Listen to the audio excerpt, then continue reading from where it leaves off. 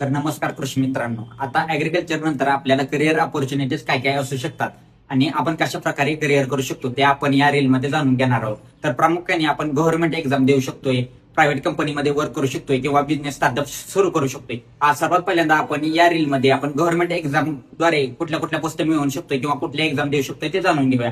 तर सर्वात पहिल्यांदा आपण एमपीएससी देऊ शकतोय. आता एमपीएससी मध्ये आपल्याला राज्यसेवा आहे, कंबाईन आहे. आता राज्यसेवाद्वारे आपण DC, DySP, ACP, BDO, SSC अशा प्रकारे क्लास 1 पोस्ट मिळवू शकतोय. आता कंबाईन मध्ये आपण पीएसआय, एसटीआय, एएसओ, नायब तहसीलदार, परत tax assistant, city technical assistant अशा प्रकारे पण आपण पोस्ट मिळवू शकतोय.